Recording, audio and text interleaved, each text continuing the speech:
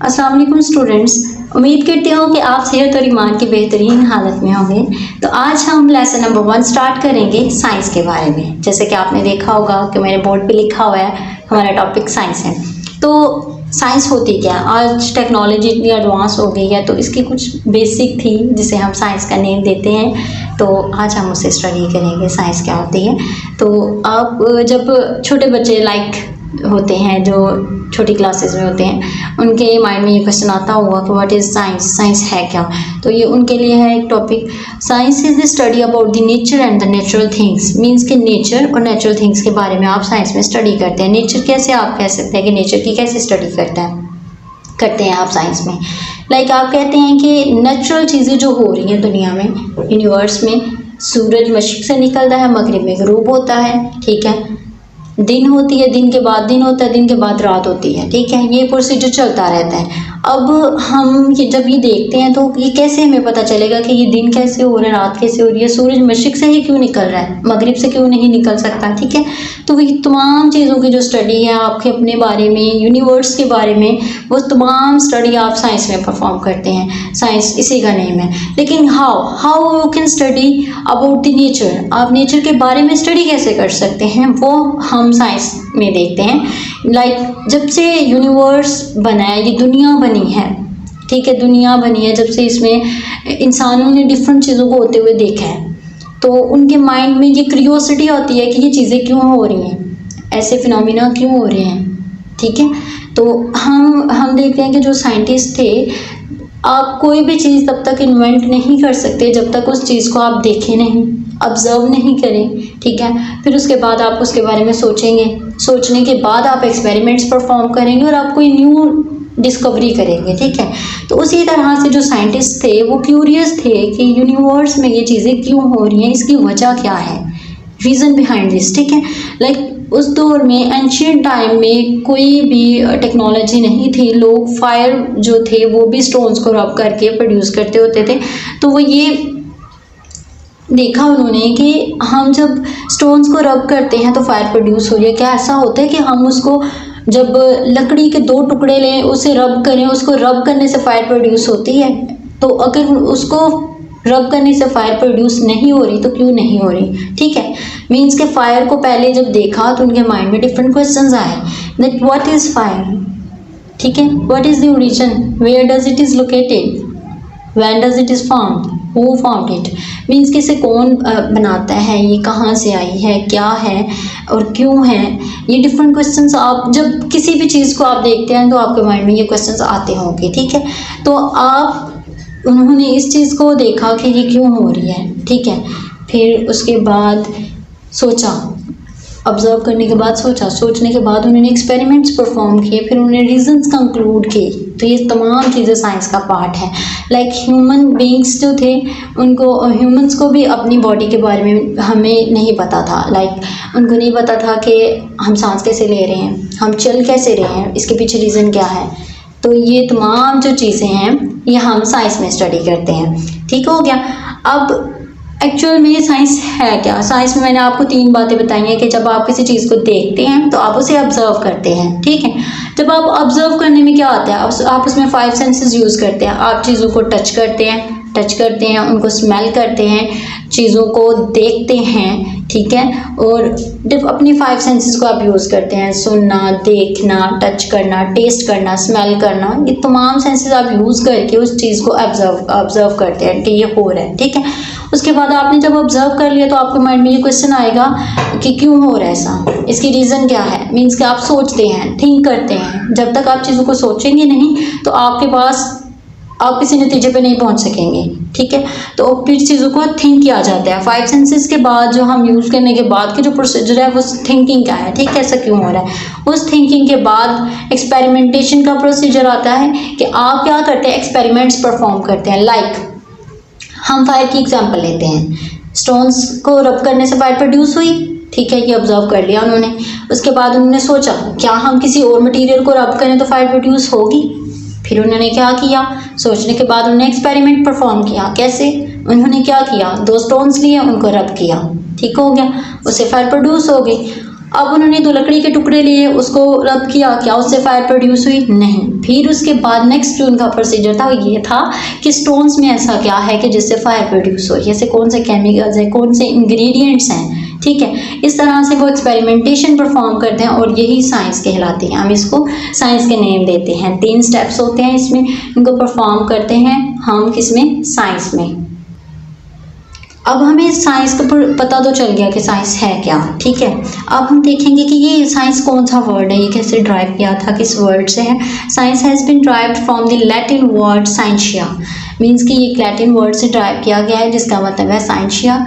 Scientia का क्या मतलब है? जो वर्ड है साइंशिया है, ठीक है। अब साइंशिया का मतलब क्या है? इसका मतलब होता है नॉलेज, इल्म। आप किसी भी चीज़ के बारे में नॉलेज गेन करते हैं तो वो साइंस होती है, ठीक है। अब नेचुरल थिंग्स हैं, यूनिवर्स में जो कुछ भी हो रहा है वो सब कुछ इसमें आ जाएगा। साइंस का जो ओल्ड नेम था वो हमारे पास, वो हम साइंस को नेचुरल फ़िलासफ़ी के नेम से जाना जाता था। नेचुरल फ़िलासफ़ी मीन्स कि हम इसमें यूनिवर्स, नेचर की स्टडी करते हैं, तो इस वजह से इसको एक जनरली एक ही नेम दिया जाता है, natural philosophy, the study about the nature, ठीक है। ये हमारे पास काफ़ी देर तक इसी नेम से साइंस को जाना जाता था।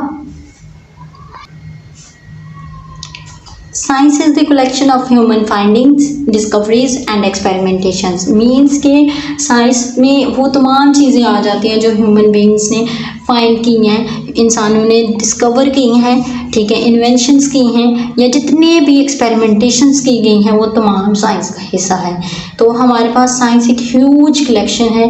ये जस्ट एक ही फील्ड की स्टडी का नाम नहीं है, इसमें पूरे यूनिवर्स की स्टडी आ जाती है साइंस में।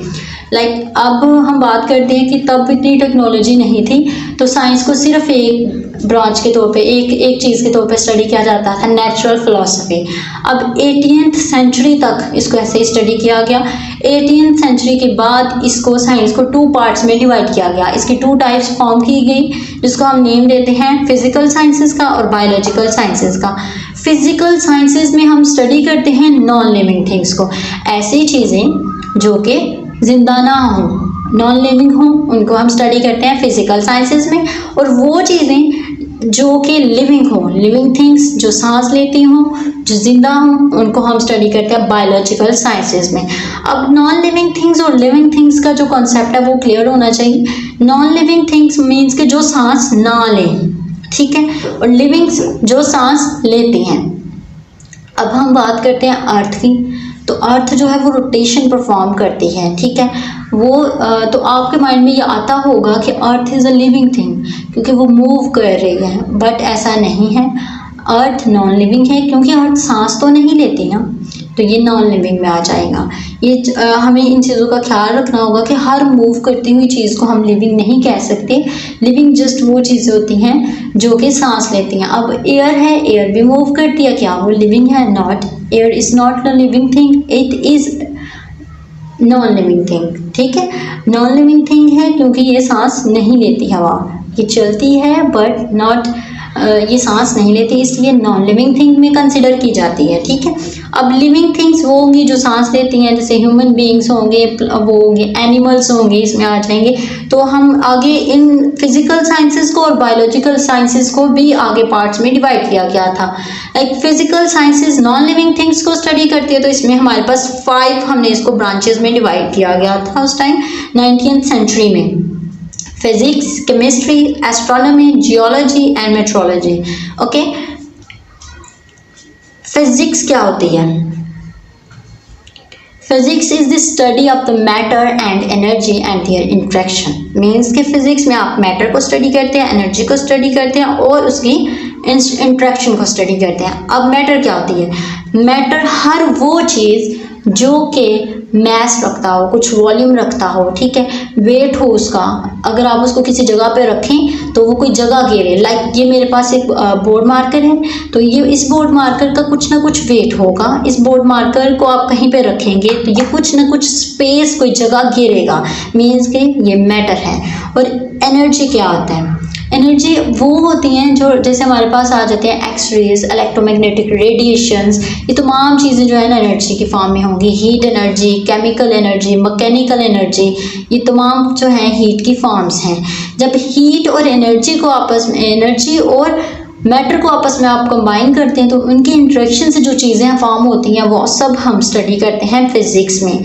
इसकी सिंपल सी हम एग्जांपल लेते हैं कि आपके पास एक गाड़ी है, आपके पास कार है जो कि मैटर है। कार को आप रखते हैं, कार है आपके पास, और कार जो है कार है, कार का क्या है कि कुछ ना कुछ मैस है और ये स्पेस लेती है। ठीक हो गया। जैसे कि हमारे पास कार है, कार एक मैटर है। जब आप इसमें एनर्जी के तौर पे फ्यूल ऐड करते हैं तो उसकी वजह से कार क्या करती है, मूव करती है। जब कार जो है मूव करेगी, ठीक है, जब कार मूव करेगी तो इसकी कुछ स्पीड होगी, कोई डिस्प्लेसमेंट ये कवर करेगी, कोई डिस्टेंस कवर करेगी, वो तमाम जो स्टडी है वो हमारे पास फिजिक्स में आती है। इसकी डिटेल हम बाद में अगले लेसन में स्टडी करेंगे। केमिस्ट्री केमिकल रिएक्शंस की स्टडी होती है। फॉर एग्जांपल आप जब दो चीज़ों को मिक्सअप करते हैं तो उनमें जो केमिकल रिएक्शंस परफॉर्म होते हैं वो सारे हम केमिस्ट्री में स्टडी करते हैं।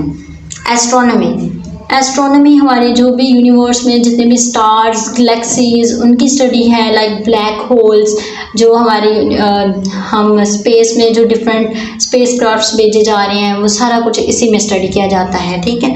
Geology, Jio means earth, the study about the earth की रोटेशन, अर्थ का टेक्सचर, उसके जो फॉर्मेशन है वो कैसी है, कितनी उसकी अर्थ की लेयर्स हैं, ये तमाम स्टडी हम जियोलॉजी में करते हैं। And meteorology is the study about the weather, कि आप वेदर की स्टडी करते हैं। जैसे आजकल आपने सुना होगा, पता चल जाता है गूगल पे कि बारिश होगी, इसके कितने % चांसेस हैं। तो वो तमाम जो स्टडी है वेदर की वो भी इसी में आती है। मीन्स कि नॉन लिविंग थिंग्स को 5 ब्रांचेस में डिवाइड किया गया था जिनके बारे में मैंने 1 बाय 1 आपको बताया है। और लिविंग थिंग्स में हमारे पास होती है biology, the study about the living things. जैसे आप ह्यूमन बींग्स के बारे में, एनिमल्स के बारे में जो स्टडी होती है वो तमाम स्टडी जो है बायोलॉजी में आ जाती है कि इंसान सांस कैसे ले रहे हैं, इंसान के बॉडी में कितने पार्ट्स हैं, कहाँ कहाँ हैं, उनकी फंक्शनिंग क्या है, तो वो तमाम स्टडी जो है ना हम बायोलॉजी में करते हैं। तो आज का टॉपिक हमारा यहीं तक था। आज हमने साइंस के बारे में स्टडी किया कि साइंस क्या है।